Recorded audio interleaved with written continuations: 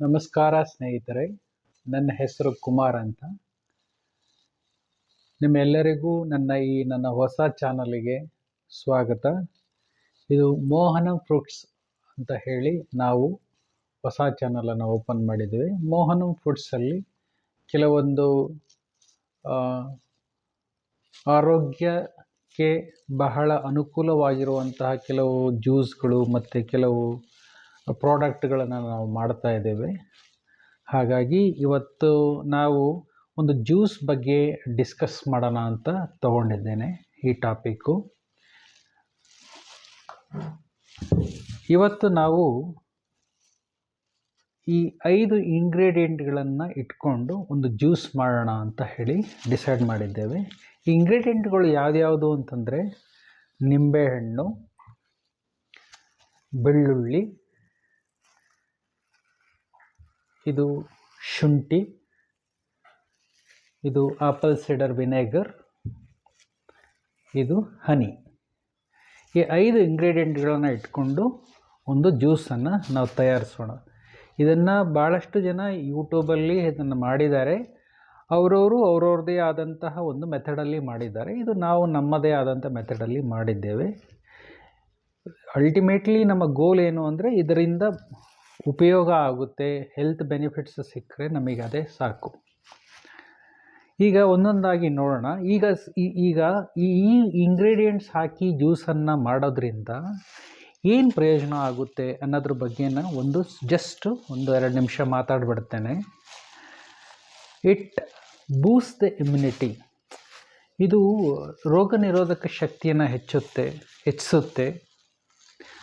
ಆಮೇಲೆ ನಿಮಗೆ ಡೈಜೆಷನ್ಸ್ ಪ್ರಾಬ್ಲಮ್ಸ್ ಏನಾದರೂ ಇದ್ದರೆ ಅದನ್ನು ನಿವಾರಣೆ ಮಾಡುತ್ತೆ. ಆಮೇಲೆ ಡಿಟಾಕ್ಸಿಫಿಕೇಷನ್ಸ್ ಮಾಡಲಿಕ್ಕೆ ಬಹಳ ಹೆಲ್ಪ್ ಮಾಡುತ್ತೆ ಇದು. ಕೆಲವರು ಏನು ಮಾಡ್ತಾರೆ, ವೆಯ್ಟ್ ಲಾಸಿಗೂ ಸಹ ಇದನ್ನು ಪ್ರಿಫರ್ ಮಾಡ್ತಾರೆ. ಕೆಲವ್ರದ್ದು pH ಲೆವೆಲ್ಸ್ಗಳು ಹಿಂದೆ ಮುಂದಾಗ್ತಾ ಇರುತ್ತೆ, ಅಂಥವರು ಸಹ ಇದನ್ನು ಯೂಸ್ ಮಾಡ್ತಾರೆ. ಇದು ಒಂದು ರೀತಿಯಲ್ಲಿ ಹೇಳೋದಾದರೆ ಇದು ಒಂದು ರೀತಿ ನ್ಯಾಚುರಲ್ ಡ್ರಿಂಕ್ಸ್. ಇದಕ್ಕೆ ಬೇರೆ ಏನನ್ನು ಕೆಮಿಕಲ್ಸ್ ಆ್ಯಡ್ ಮಾಡಲ್ಲ. ನ್ಯಾಚುರಲಿ ಅವೈಲಬಲ್ ಇಂಗ್ರೀಡಿಯೆಂಟ್ಸನ್ನು ಇಟ್ಕೊಂಡು ಇದನ್ನು ನಾವು ಮಾಡೋಣ ಇವತ್ತು. ಇದಾದಮೇಲೆ ವಿಚಾರ ಏನು ಅಂದರೆ ಒಂದೊಂದು ಇಂಗ್ರೀಡಿಯೆಂಟ್ಗಳಿಗೂ ಒಂದೊಂದು ಗುಣಲಕ್ಷಣಗಳಿದೆ.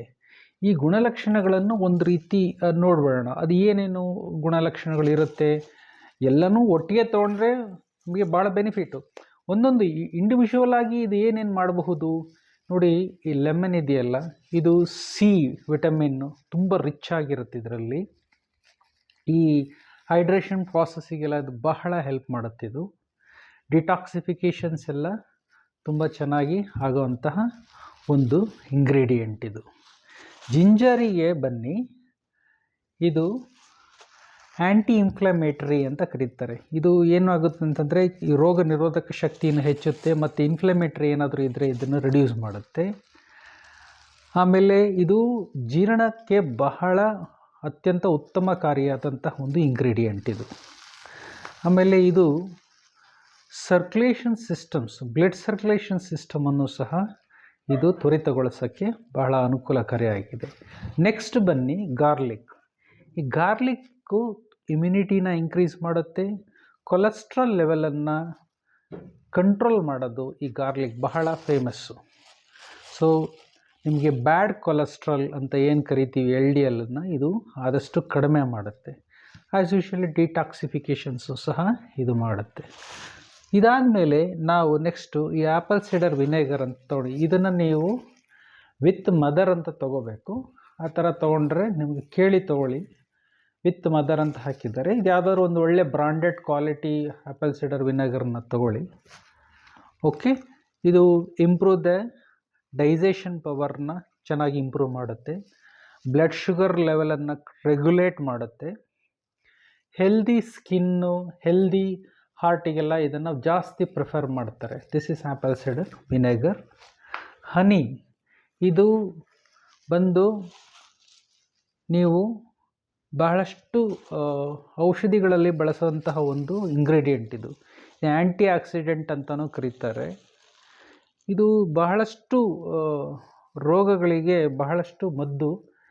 ಇದ್ರ ಬಗ್ಗೆ ಹೇಳಬೇಕಂದ್ರೆ ಬಹಳ ವಿಸ್ತಾರವಾಗಿ ಹೇಳ್ಬೋದು. But is one of the best medicines ಅಂತಲೂ ಹೇಳ್ಬೋದು, one of the best food ಅಂತಲೂ ಹೇಳ್ಬೋದು. ಕೆಲವರು ಇದನ್ನು ಬರೀ ಹೊಟ್ಟೆಯಲ್ಲಿ ಬೆಳಗಿನ ಜಾವ ತೊಗೊಂಡು ಅದರ ಬಹಳಷ್ಟು ಬೆನಿಫಿಟ್ಗಳನ್ನು ಸಹ ರೆಕಾರ್ಡ್ ಮಾಡಿದ್ದಾರೆ. ಸೊ ಇರಲಿ, ಈ 5 ಐಟಮ್ಗಳನ್ನು ಬಳಸಿ ನಾವು ಒಂದು ಜ್ಯೂಸನ್ನು ನಾವು ತಯಾರಿ ಮಾಡೋಣ. ಈಗ ಬೆಳ್ಳುಳ್ಳಿನ ಕ್ಲೀನಾಗಿ ಸಿಪ್ಪೆ ಸುಲಿದು ನೀವು ಒಂದು ಗಾತ್ರದಲ್ಲಿ ಇಟ್ಕೊಳ್ಳಿ. ನೀವು ಶುಂಠಿನ ಚೆನ್ನಾಗಿ ತೊಳೆದು ಸಣ್ಣ ಸಣ್ಣ ಪೀಸ್ಗಳಾಗಿ ಮಾಡಿ ಈ ರೀತಿ ಇಟ್ಕೊಳ್ಳಿ. ನಿಂಬೆಹಣ್ಣನ್ನು ಕಟ್ ಮಾಡಿ ಇದನ್ನು ಜ್ಯೂಸನ್ನು ಎಕ್ಸ್ಟ್ರಾಕ್ಟ್ ಮಾಡ್ಕೊಳ್ಳಿ, ಒಂದು ಬಟ್ಲಲ್ಲಿ ಇಟ್ಕೊಳ್ಳಿ.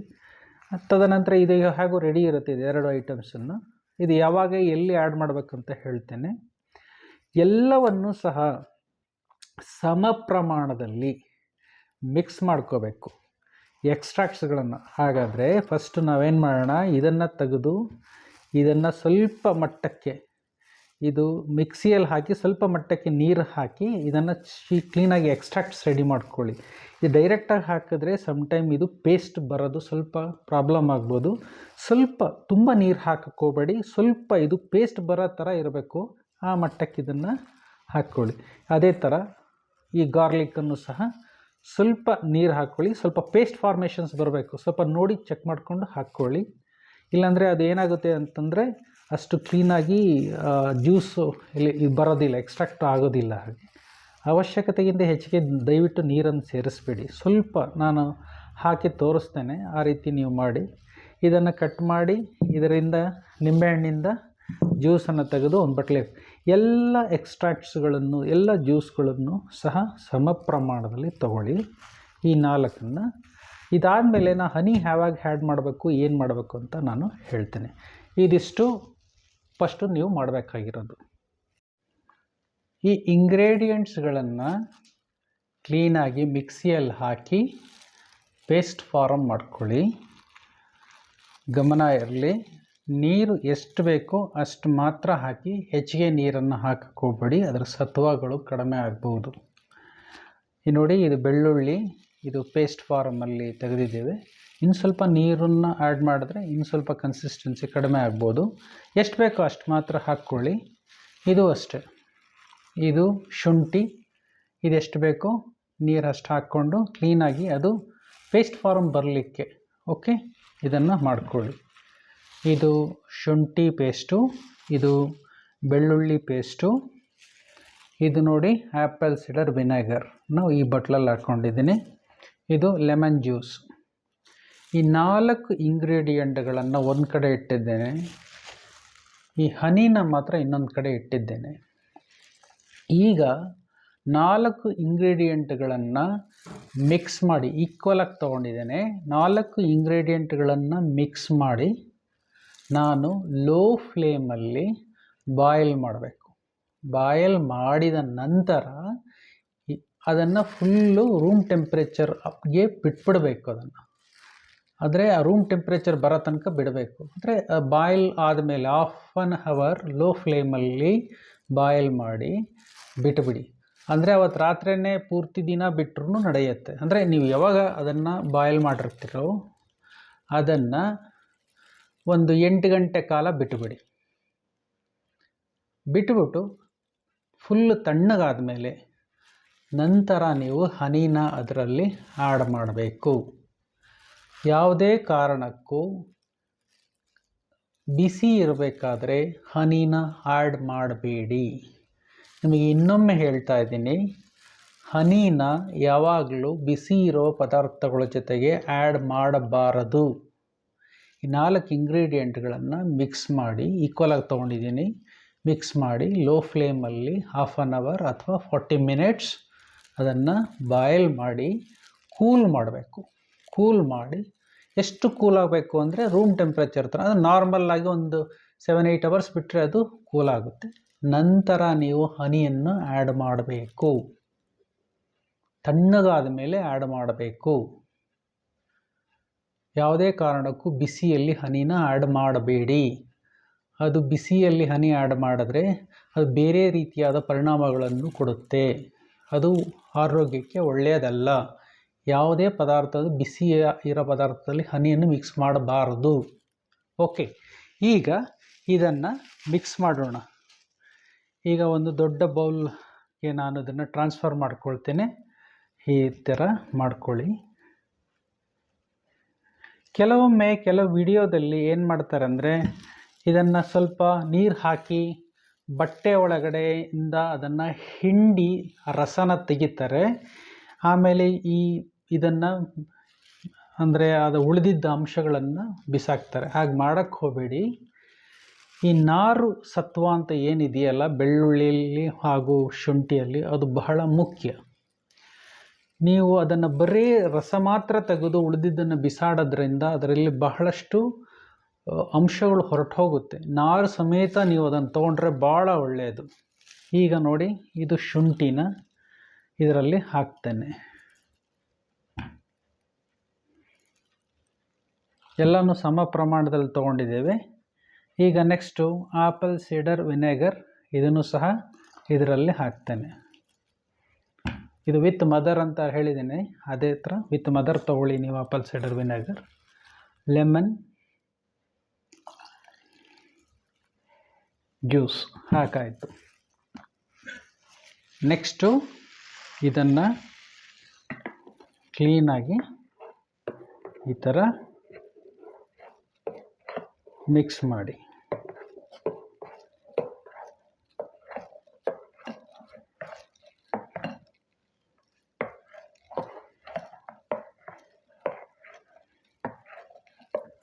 ನೋಡಿ ಕನ್ಸಿಸ್ಟೆನ್ಸಿ ಹೇಗಿದೆ ಇದ್ರದ್ದು. ಇದು ನೀವು ಮನೆಯಲ್ಲೇ ಮಾಡಿಕೊಳ್ಳೋ ಪದಾರ್ಥವಾಗಿದ್ದು ಇಷ್ಟು ಕನ್ಸಿಸ್ಟೆನ್ಸಿಯಲ್ಲಿ ನೀವು ಮಾಡಿಕೊಂಡ್ರೆ ಭಾಳ ಒಳ್ಳೆಯದು.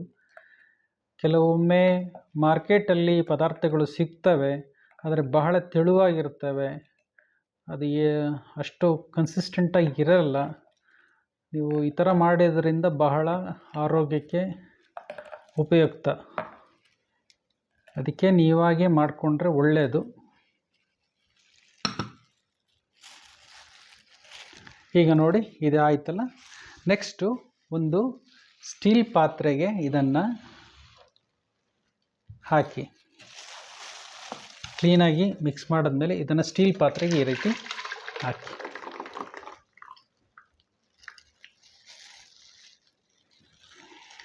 ಈ ಸ್ಟೀಲ್ ಪಾತ್ರೆಯನ್ನು ಸ್ಟವ್ ಮೇಲೆ ಇಟ್ಟು 30 ನಿಮಿಷ ಅಥವಾ 40 ನಿಮಿಷ ಲೋ ಫ್ಲೇಮ್ನಲ್ಲಿ ನೀವು ಈ ಥರ ಮಾಡ್ತಾ ಇರಬೇಕು. ಆದಷ್ಟು ನೀವು ಸ್ಟೀಲ್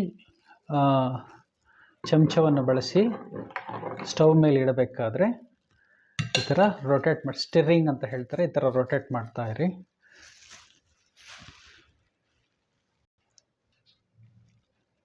ಈ ಥರ ಕ್ಲೀನಾಗಿ ಸ್ಟವ್ ಮೇಲೆ ಇಟ್ಟು ಇದನ್ನು ನಿಧಾನಕ್ಕೆ ಒಂದು 2 ನಿಮಿಷ 3 ನಿಮಿಷಕ್ಕೊಮ್ಮೆ ಈ ಥರ ನಿಧಾನಕ್ಕೆ ಕಲಸಿ. ಸ್ವಲ್ಪ ನೀರಿನ ಪ್ರಮಾಣ ಆ್ಯಡ್ ಮಾಡಬೇಕು. ಸ್ವಲ್ಪ ಜ್ಯೂಸಿ ನೀರಿನ ಮಟ್ಟ ನೋಡಿಕೊಂಡು ಆ್ಯಡ್ ಮಾಡ್ಕೊಳ್ಳಿ. ತೀರಾ ನೀರನ್ನು ಹಾಕಕ್ಕೆ ಹೋಗಬೇಡಿ. ತುಂಬ ತಿಕ್ಕಾಗಿದೆ ಅಂದರೆ ಸ್ವಲ್ಪ ನೀರು ಆ್ಯಡ್ ಮಾಡ್ಕೊಳ್ಳಿ. ಓಕೆ, ಈ ಥರ ಮಾಡ್ಕೊಳ್ಳಿ. ಈಗ ಈ ಮಿಶ್ರಣವನ್ನು ಲೋ ಫ್ಲೇಮ್ನಲ್ಲಿ ಕುದಿಸಿ ಒಂದು 40 ನಿಮಿಷ ಇದನ್ನು ಲೋ ಫ್ಲೇಮ್ನಲ್ಲಿ ಕುದಿಸಿ ಹಾಗೆ ಆ ಪಾತ್ರೆಯನ್ನು ಮುಚ್ಚಿ ಇಟ್ಬಿಟ್ಟಿದ್ದೀವಿ. ಈಗ 8 ಗಂಟೆ ನಂತರ ಇದನ್ನು ತೆಗೆದು ನೋಡ್ತೇವೆ. ಫುಲ್ಲೆಲ್ಲ ತಣ್ಣಗಾಗಿದೆ, ರೂಮ್ ಟೆಂಪ್ರೇಚರ್ಗೆ ಇದು ಬಂದಿದೆ. ಈಗ ನಾನು ಹೇಳಿದ ಪ್ರಕಾರ ಹನಿಯನ್ನು ಇದರಲ್ಲಿ ಆ್ಯಡ್ ಮಾಡಿ.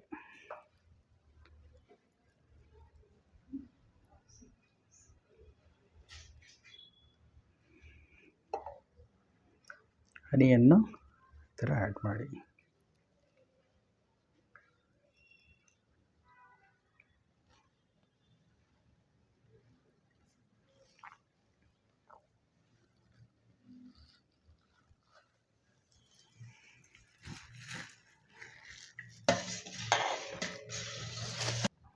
ಈ ಮಿಶ್ರಣವನ್ನು ಚೆನ್ನಾಗಿ ಈ ರೀತಿ ಸೌಟಿನಿಂದ ಕಲಕಿ.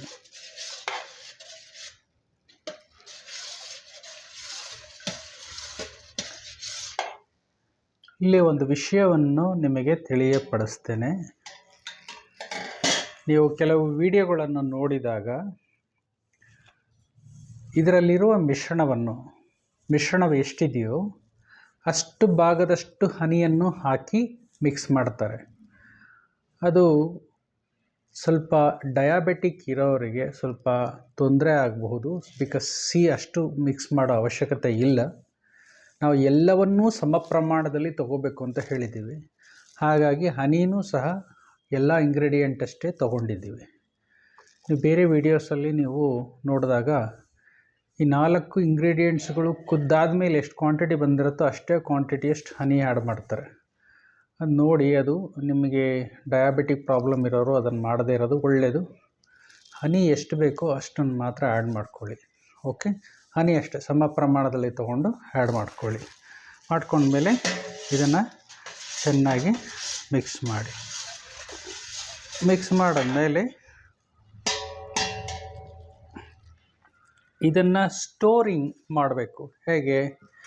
ಒಂದು ಗ್ಲಾಸ್ ಬಾಟಲ್ಲೋ ಅಥವಾ ಫುಡ್ ಗ್ರೇಡ್ ಪ್ಲಾಸ್ಟಿಕ್ ಬಾಟಲ್ ಇರಲಿ. ನೀವು ಮಾರ್ಕೆಟಲ್ಲಿ ಹೋಗಿ ಕೇಳಿದ್ರೆ ಸಿಗ್ತದೆ ಫುಡ್ ಗ್ರೇಡ್ ಪ್ಲಾಸ್ಟಿಕ್ ಬಾಟಲ್. ಅದನ್ನು ತೊಗೊಂಡು ಬಂದು ಇಟ್ಕೊಳ್ಳಿ. ಕೆಲವೊಮ್ಮೆ ಗ್ಲಾಸ್ ಬಾಟಲ್ ಹ್ಯಾಂಡಲ್ ಮಾಡಬೇಕಾದ್ರೆ ತೊಂದರೆ ಆಗಬಹುದು. ಸ್ವಲ್ಪ ಕೈಗೆ ಸ್ಲಿಪ್ ಆಗಿ ಹೋದರೆ ಕೆಳಗಡೆ ಬಿದ್ದು ಹೋಗುತ್ತೆ, ಒಡೆದು ಹೋಗುತ್ತೆ ಅನ್ನೋ ಚಾನ್ಸಸ್ ಇರುತ್ತೆ.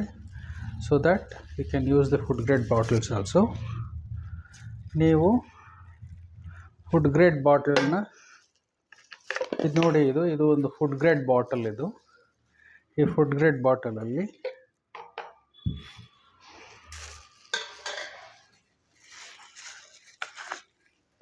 ಚೆನ್ನಾಗಿ ತೊಳೆದು ಇದಾದ ಮೇಲೆ ಈ ಫನಲನ್ನು ಹಾಕಿ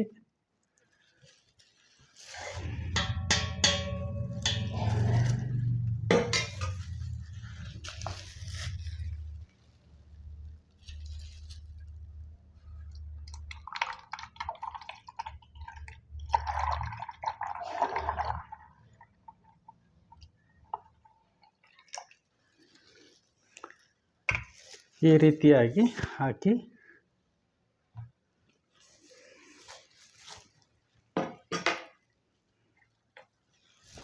ಸ್ಟೋರ್ ಮಾಡಿಟ್ಕೊಳ್ಳಿ.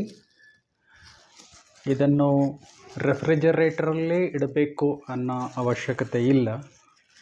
ಇದು 6 ತಿಂಗಳುಗಳ ಕಾಲ ನೀವು ಬಳಸಬಹುದು. ನೀವು ನಾರ್ಮಲ್ ಟೆಂಪ್ರೇಚರಲ್ಲಿ ನಾರ್ಮಲ್ ಆಗಿರೋ ಜಾಗದಲ್ಲೇ ಇಟ್ಟು ನೀವು ಅದನ್ನು ಬಳಸಬಹುದು.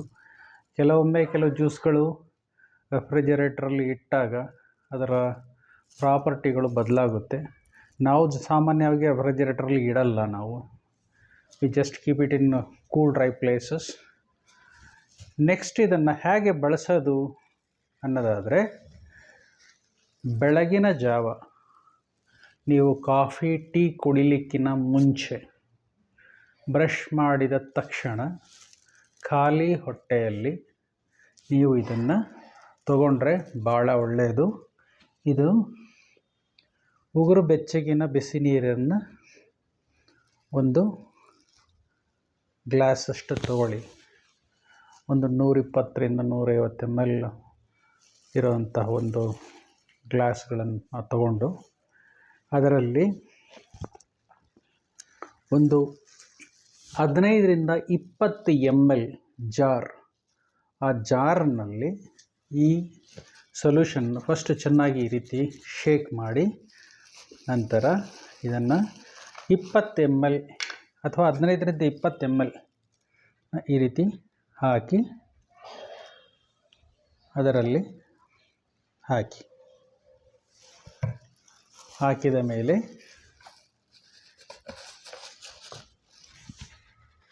ಚಮಚ ತಗೊಂಡು ಇದನ್ನು ಚೆನ್ನಾಗಿ ಸ್ಟಿರ್ ಮಾಡಿ, ಸ್ಟಿರ್ ಮಾಡಿದ್ಮೇಲೆ ಇದನ್ನು ಕುಡಿಯಿರಿ. ರಾತ್ರಿ ಊಟ ಆದ ಮೇಲೆ ರಾತ್ರಿ ಊಟ ಆದಮೇಲೆ ಇದನ್ನು ಯಥಾ ಪ್ರಕಾರ ನಾನು ಹೇಳಿದ್ದೇನಲ್ಲ ಅದೇ ಥರ 15 ಅಥವಾ 20 ml ಅನ್ನು ಹಾಕಿ ಉಗುರು ಬೆಚ್ಚಗಿನ ಬಿಸಿನೀರಲ್ಲಿ ಕುಡಿರಿ.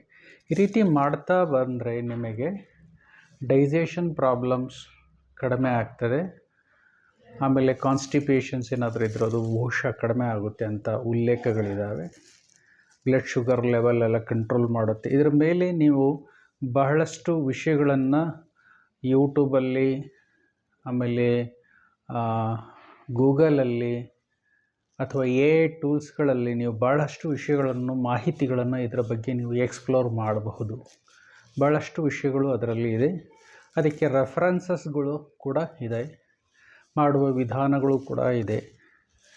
ಸೊ ಇದನ್ನು ಮಾಡಿ ಕುಡಿದು ಆರೋಗ್ಯವಂತರಾಗಿ, ಸುಮಾರು ಜನದ ಉಲ್ಲೇಖಗಳ ಪ್ರಕಾರ ಇದು ಹಾರ್ಟ್ ಬ್ಲಾಕೇಜನ್ನು ಸಹ ಕಡಿಮೆ ಮಾಡುತ್ತೆ ಅಂತ ಹೇಳಿದ್ದಾರೆ. ನಾವು ಇದು ಮೆಡಿಷನ್ ಆಗಿ ತಗೊಳ್ಳಿ, ಇದು ಮೆಡಿಷನ್ ಅಂತ ನಾನು ಹೇಳ್ತಾ ಇಲ್ಲ. ದಿಸ್ ಇಸ್ ಮನೆಯಲ್ಲಿ ಮಾಡಿದ ಒಂದು ಪದಾರ್ಥ. ಇದರಲ್ಲಿ ಆರೋಗ್ಯದ ಅನುಕೂಲಗಳು ಬಹಳಷ್ಟು ಇದೆ. ಆದ್ದರಿಂದ ನೀವು ಇದನ್ನು ಮಾಡಬಹುದು. ಭಾಳಷ್ಟು ಜನಗಳು ಇದನ್ನು ಮಾಡಿ ಕುಡಿದು ಭಾಳಷ್ಟು ಅನುಕೂಲವನ್ನು ಪಡೆದಿದ್ದಾರೆ. ಭಾಳಷ್ಟು ಈ ಗ್ಯಾಸ್ ಟ್ರಬಲ್ ಪೇಷಂಟ್ಸ್ಗಳು ಹಾಗೂ ಕೆಲವು ತೊಂದರೆಗಳು ಇರೋವಂಥವರು ಇದನ್ನು ಬಳಸಿದ್ದಾರೆ. ಇದು ಇನ್ನಷ್ಟು ನೀವು ಮಾಹಿತಿಗಳನ್ನು ಆಯ್ದು ಅದನ್ನು ನೀವು ಸ್ಟಡಿ ಮಾಡಿ, ಪ್ರಿಪೇರ್ ಮಾಡಿ, ಆಮೇಲೆ ನೀವು ಇದನ್ನು ಸ್ವೀಕಾರ ಮಾಡಿ. ಇದು ನಾವು ಸಹ ಕಳೆದ 10 ವರ್ಷಗಳಿಂದ ನಾವು ಈ ಜ್ಯೂಸನ್ನು ಬಳಸ್ತಾ ಇದ್ದೇವೆ. ನಮ್ಮ ಆರೋಗ್ಯದಲ್ಲೂ ಸಹ ಬಹಳಷ್ಟು ಒಳ್ಳೆಯ ಬದಲಾವಣೆಗಳಾಗಿದ್ದಾವೆ. ಹಾಗಾಗಿ ನಾವು ನಿಮಗೆ ಇದನ್ನು ಮಾಡಿಕೊಂಡು ಯೂಸ್ ಮಾಡಿ ಅಂತ ಹೇಳ್ತಾ ಇದ್ದೇವೆ.